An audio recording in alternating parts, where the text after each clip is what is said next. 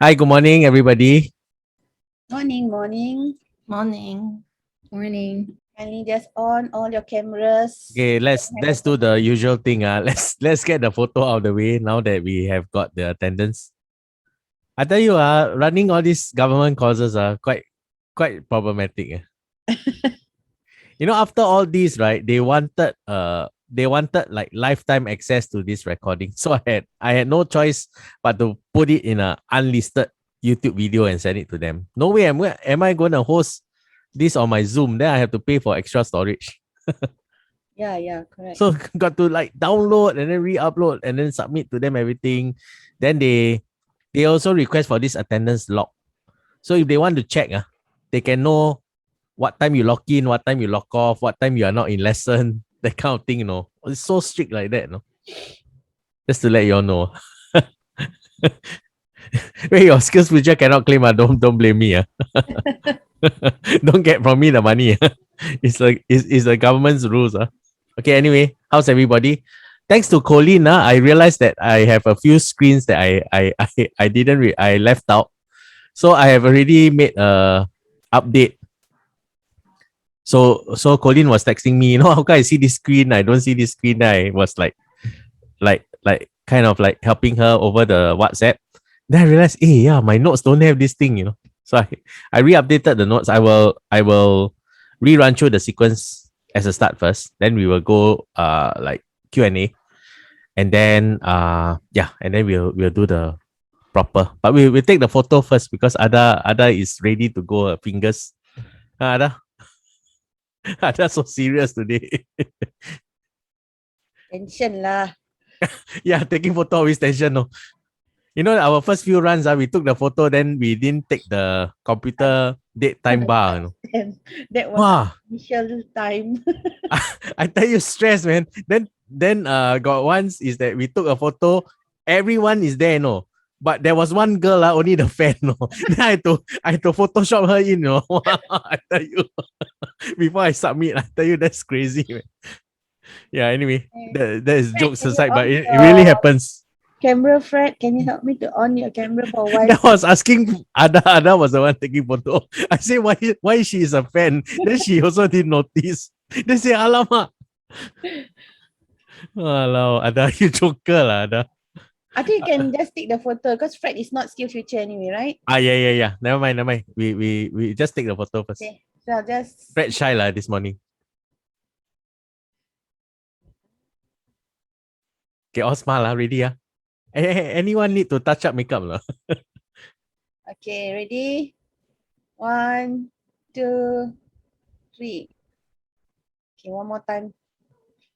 1, 2, 3. Okay. Hey, got take the computer time bar or not? Got lah. Got clear. Okay, good lah. Later you send me ah. Yeah. Okay, good morning.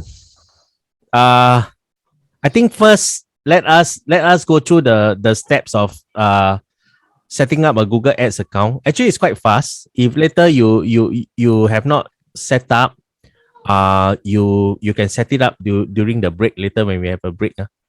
We try to get you to set up if you want. Okay. So anyway, let me go through. Then we come back to gallery view for the Q&A, and then after that we shall carry on. Right. Okay. Let me just project my screen. Hold on.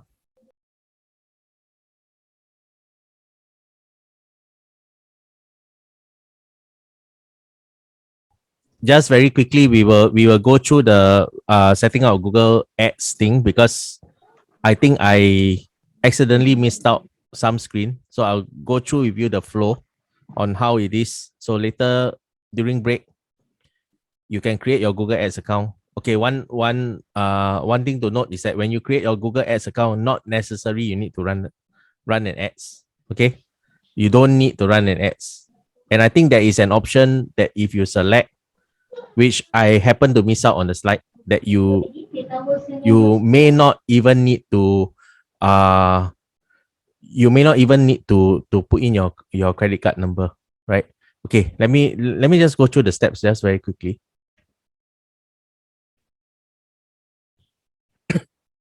So here is you go to ads.google.com. I mean you don't have to do it now. We will during the break you can do if you have not done, right?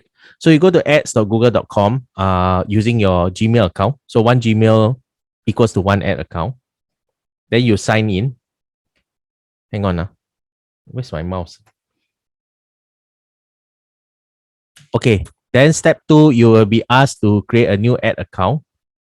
When you see this screen, right, you click on switch to expert mode, right? And you will see in this expert mode screen, right, instead of clicking one of the, whether leads or website traffic or continue or back, you are supposed to click create an ad account without a campaign. So when you do this, you may or may not see the screen now to set up the credit card info. If you see, then you set up credit card info, but even if you enter your credit card info, you have not enabled any ads, so nothing will be deducted. So likely you will see this screen after you say create an account. It will take some time and then it will bring you to this screen. When you're in this screen, you choose tools and settings. Then the drop down is planning, and then you choose keyword planner, and then you can use the keyword planner for the exercise itself. Step 7 onwards is optional. Do take note that if you claim the Google Ads credit, that it has a 30 days validity. So if you are not running ads within the next 30 days, don't claim first wait until the time where you want to run ads, then you claim. Okay. So this is step 7. Step 7, you open a new browser, you type new ad account credit and you click on the first link. And then you enter the email that you registered for. They will send you an email for the $75 ad credit. And in your email, they will give you a code. Then in the Google Ad account, under billing promotions, you will enter that code. Once you enter that code, you see a pop-up and you enter the code. And then once you have entered the code, you will see that you'll see the line there below that there's a validity period. Like I applied this code 27 July, my validity period is 27 August. That means by 27 August, minimally I have to spend $75 Sing dollars, and then it will be free to me. Right? Okay. So I hope this sequence run through is a bit more clearer, because there are one or two screens that I did not put in. So I updated it for completeness. Right. So at this point in time, we want to open to questions.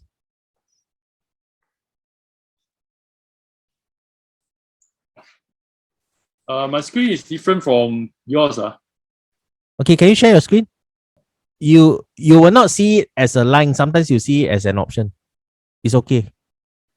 As long as it says create a campaign, create an account without I don't have, they forced me to please select a goal. The new campaign. Are you in expert mode? Yes, expert mode. Okay, wait, maybe I walk through. I walk through the steps now. Okay, thanks.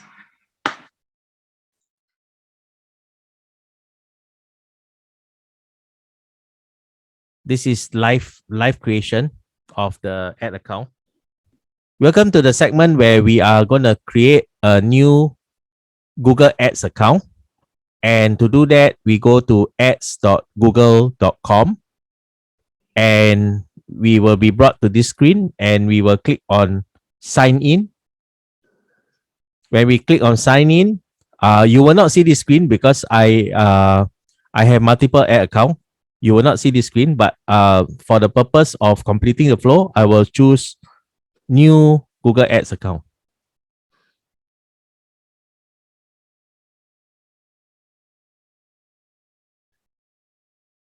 So by default, new Google Ads account, you will see this. Google will think that you would like the Google Ads Express interface, but we are all expert. So what you need to do is look at the bottom here. Are you a professional marketer? Yes, we all are. And you are supposed to, here, you see switch to expert mode. You're supposed to click on it.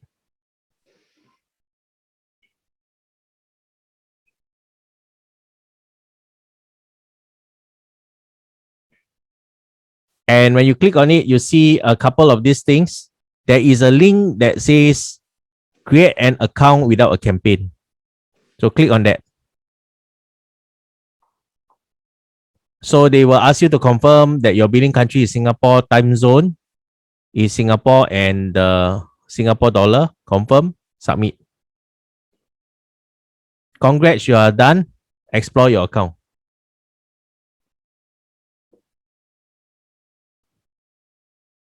What you see here is the Google Ads account interface, and you have created an account without any campaign.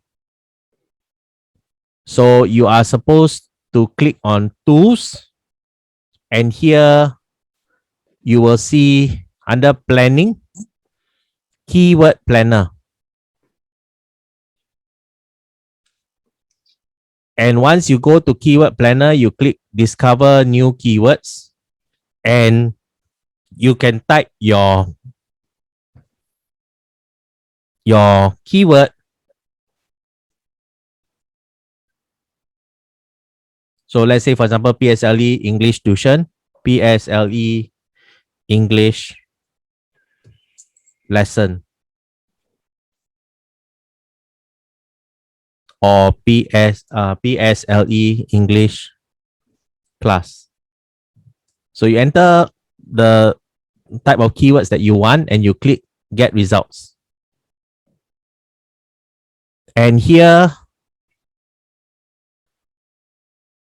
you will see the average monthly searches for PSLE English tuition is 12 to 100. And you can see that people are searching for example, best PSLE English tuition or PSLE English. Let me see. Let me expand that. So this is something that we not expected. PSLE English composition. So if this is the area that Cheryl is looking for, that she can decide to go in, then every month she has an average of 100 to 1,000 searches, which is more opportunity for her to show. So once you have the keyword results here, you are to tick on this select box to select all the keywords. In this case, there are only 6 keywords being written. You can click on the download keywords idea, and you can select either CSV or Google Sheets. It's up to you. So assuming I select CSV, and assuming this list you have, just for illustration, assuming this list you have like 200 keywords, then what you do here is you start to sort them out. So like, for example, the tutor set of keywords will be one. The tuition set of keywords will be another. The composition set of keywords will be in another group. Class, lesson, right?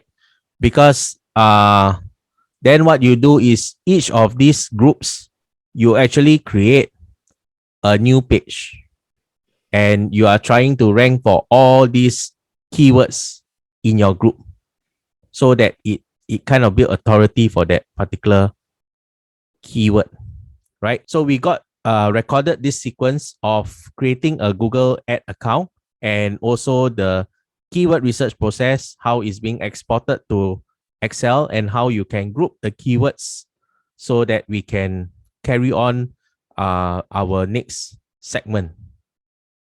All right. Yeah. So at this point in time, we would like to take some questions. Eugene, maybe just to add, when Yes. I did it last night, in order to enjoy the 75 credit, you have to fill in your credit card details. Then you'll be able to Okay. put in the code for the $75 credit. If not, you can't. Okay, but now that you have activated, you have 30 days to spend $75. Yeah, shopping. Okay, no. Okay. Yeah. So you have to try it. That's what I'm saying, right? If we are not ready to run Google Ads, then don't waste it because there's a 30 days windows, right?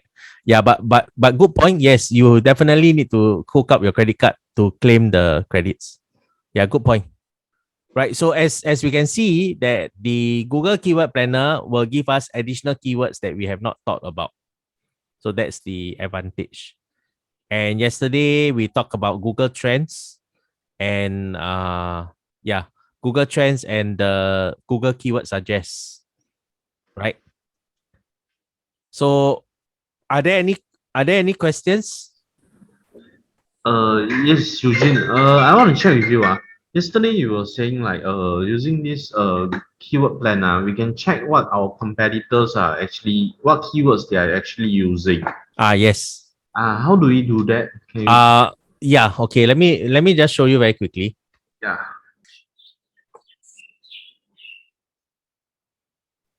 So under the keyword planner, yeah, you discover new keywords. But instead of typing here, you see start with keywords, you need to choose start with a website. Then you enter the domain. Then you get results. So in this instance, you are reverse engineering your competitor, which in this case for illustration, my competitor is Ice Carving Singapore, which is Tak Lee. I'm ABC Ice, and I realized that Tak Lee did a very good job in ranking the ice sculpture. Okay, so by doing this, I can actually know what are the keywords that my competitor are doing, and then I can compare this set of keywords with what I already have. Right, so this is another option for you to kind of reverse engineer what your competitor has done. Yeah. All right.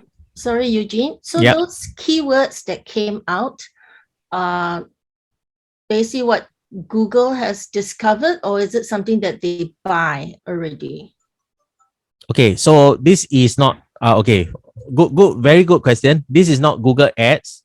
What we do is we actually enter a website. So what Google does is based on the website that you're given, Google extracted out all the keywords. Right? So these are all the keywords that your competitor website is using. So immediately by entering the website, you will see what type of keywords they are using and what kind of search volume. And by this way, normally if let's say you are keen competitors, your SEO is more or less there. But if you do a reverse engineering of their website and you get this keyword list, you will realize that there are certain keywords that you are not optimizing for. So you try to optimize for those keywords that you are not optimizing for. Okay, so optimize meaning to add into the content. Yeah, to add into the content. To the content. Yes, part. yes. Okay. To add in the content, to get relevant links, whatever that you need to do for SEO, right? So basically this is a very quick way to let you know that your competitors, these are the keywords. So it's like given to you on a silver platter, you know. So similarly, competitor can do the same for you. You can't block, unfortunately. So you just need to be on your toes to make sure that you are on top of the game. But there are industries that are very competitive in terms of SEO, especially the property industry.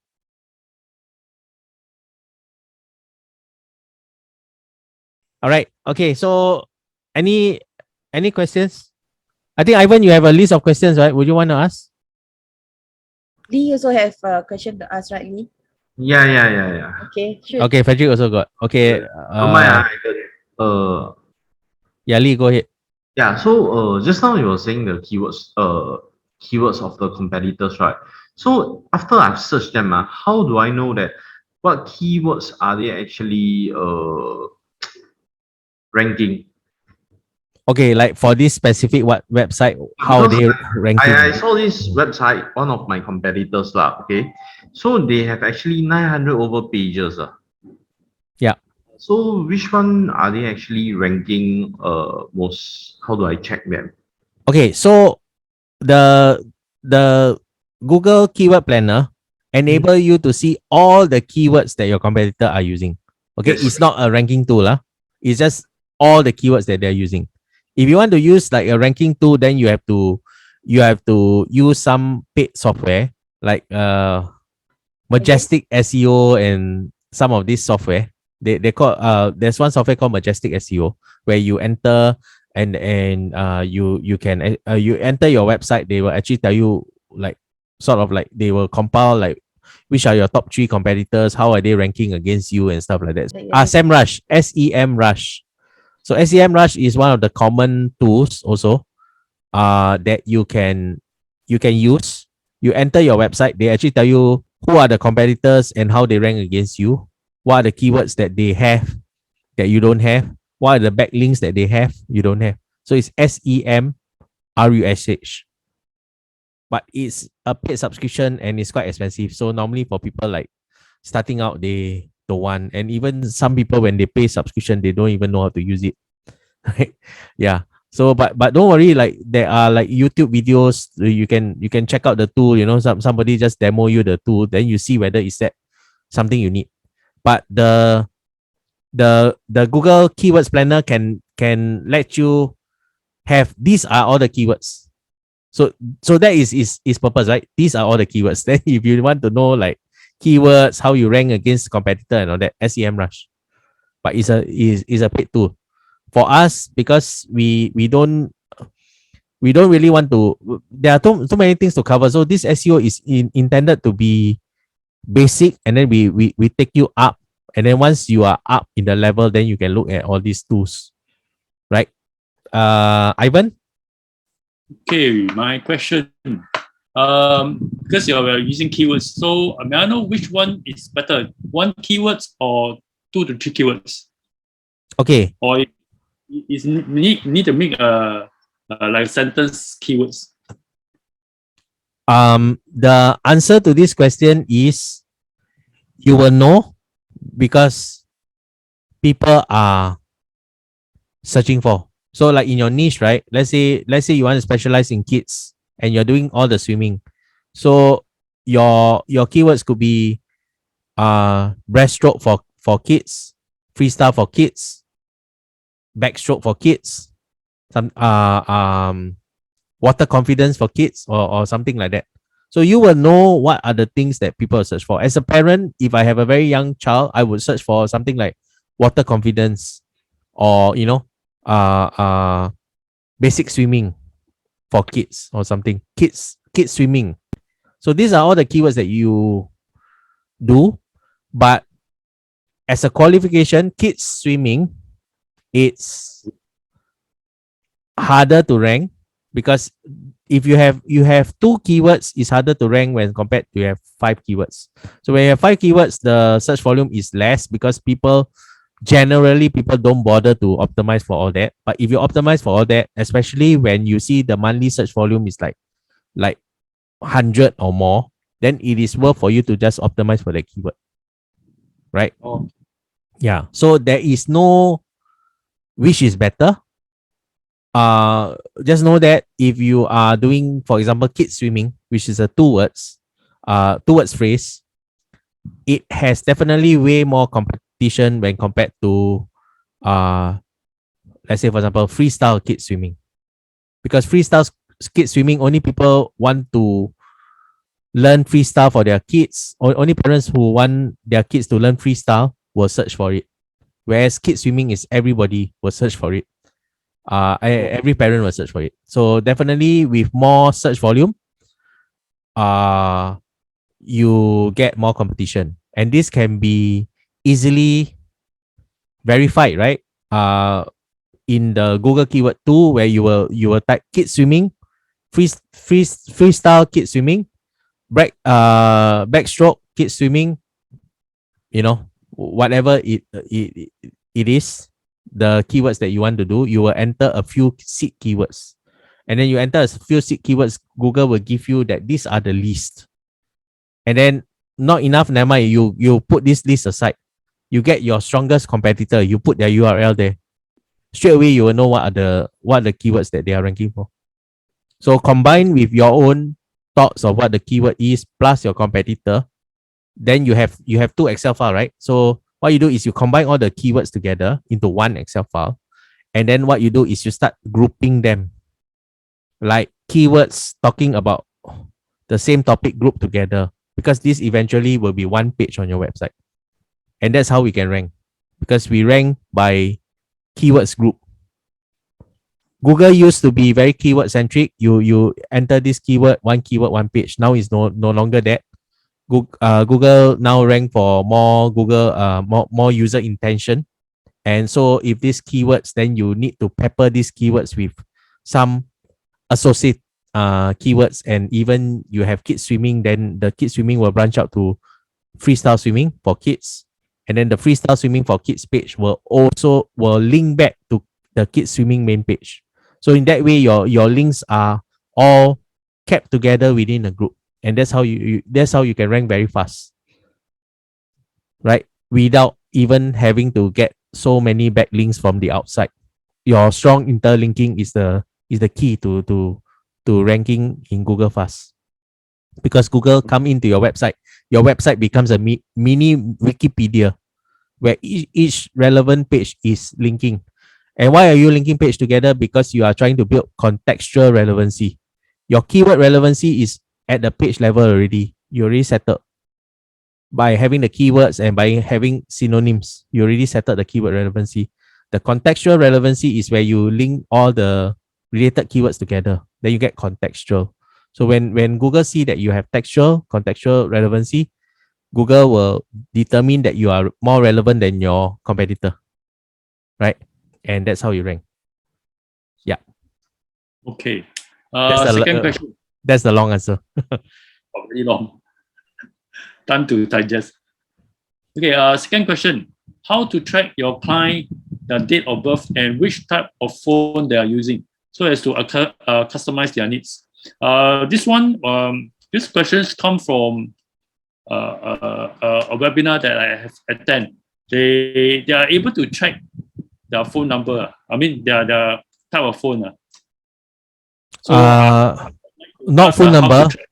Not phone number. You cannot track phone number unless you have it. But if you're talking about phone model, it is possible.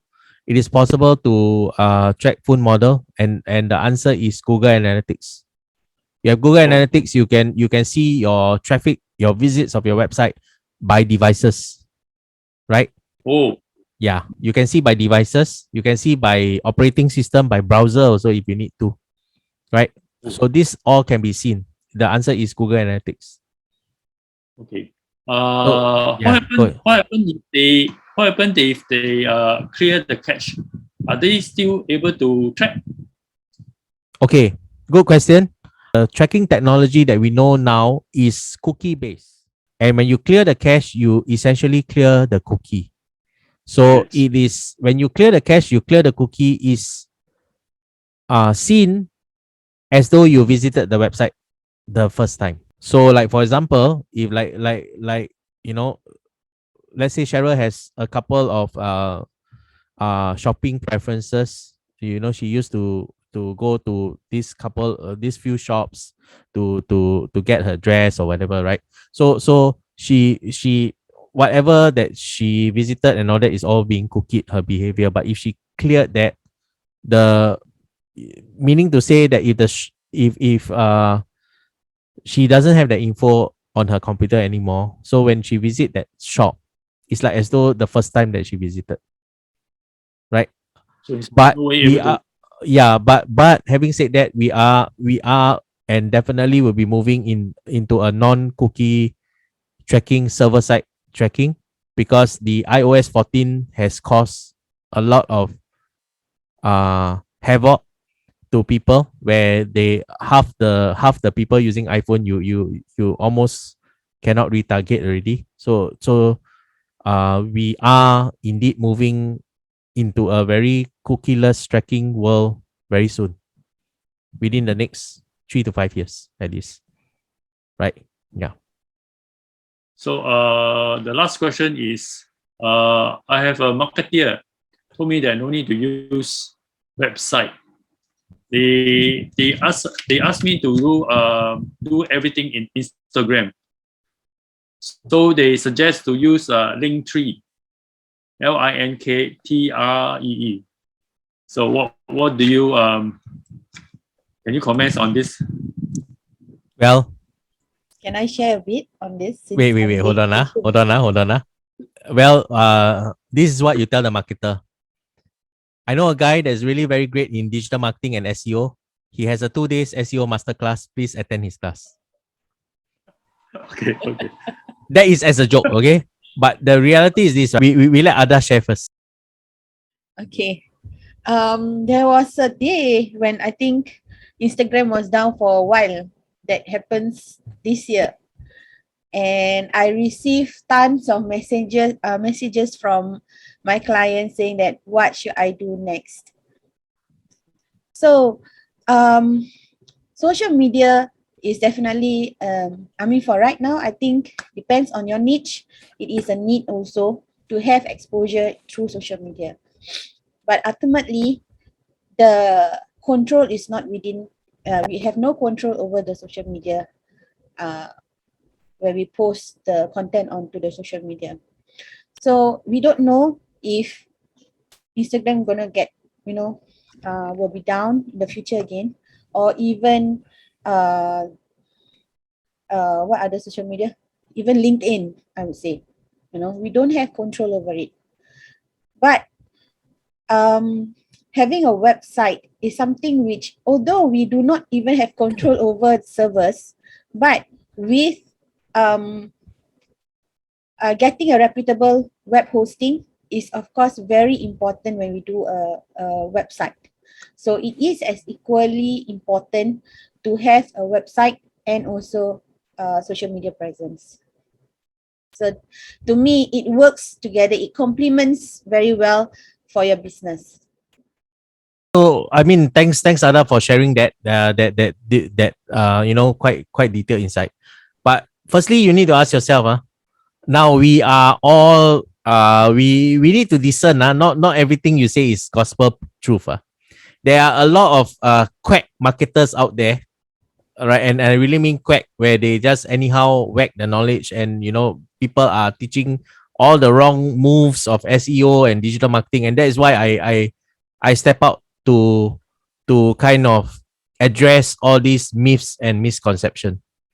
So first, there are several things that we need to look at. Number one, Linktree. Does he even know what is the purpose of Linktree or not? Right? That's the thing. What is the purpose of Linktree? Linktree is a area where you, for whatever reason right now, because pandemic, you cannot meet people physically. You use Linktree to tell people that this is my YouTube channel, this is my Facebook page, this is my website, this is my email, everything together. You just give them one URL. Firstly, you need to understand Linktree is meant as a digital name card. It's never meant as a business tool. So having said that, the idea of that person being a marketer is flawed already. That guy is not a marketer, because a true marketer, when you market something, you need to measure. Let's take the Linktree example as gospel truth. Yes, we need to market to Linktree. Then I am proving it wrong. You drive traffic to Linktree. How do you measure your traffic? How do you measure conversion? Linktree, you can't even create a form for people to enter their name and email. So what are you tracking here? You see, these questions already throw the person off, and throw the credibility of the person as a digital marketer to even have the cheek to tell you that. You know what I mean? Agree or not, Ivan? Right? I mean, I cannot rebut it. He's my student. he's your student. Okay, never mind. Never mind. It's okay. It's okay. But you hear my discuss my point, right? Having a website, you can have Google Analytics. You can even install Hotjar. You can even Hotjar enable you to take a video recording of every visitor that lands on your homepage and how they behave. Can Linktree do that? Ask him. How do you track conversion on Linktree? Can I create a simple simple inquiry form? When people land on my Linktree, they can click a button and says, "Oh yeah, I want to find out more." Or can they click to WhatsApp? Facebook marketing can do that. Facebook marketing, if you do Facebook marketing, you technically don't need a website. You can do a nice video and then you say click to WhatsApp. They can WhatsApp you. Yes, you don't need a website. That's for sure. But to say something as flawed as, oh, you only need Linktree, I think that's flawed because he doesn't really understand what Linktree is. Let's say now I do different aspect of digital marketing. So I have two digital marketing, right? I have one, my agency, one is my training. So I have two websites. I have one YouTube channel, probably 2 Facebook page. I will put everything on Linktree. Or I will choose not to. Because I can put all these links into one page and call it the contact me page with the form below and all my social media handles there. Why do I need Linktree in the first place? Actually, I don't need Linktree. You see? So with all these basis of argument, I already have proven his credibility within only 3-5 minutes.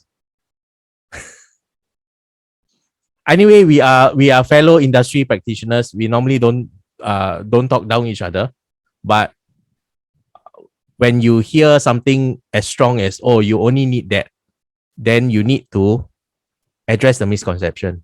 Then Ivan, agree or not? Yeah, thank you. So he needs to get his act right, because if not, he'll be teaching a bunch of students that will be disillusioned. And that is the same reason why I chose to come out to teach, why I chose to do my YouTube channel and all that, because there's so many misinformation there, right? I'm not saying I'm the best lah, but I mean, experiencing just one day of digital marketing training, you guys know already that I really jam-packed my day, right? And today will be more awesome.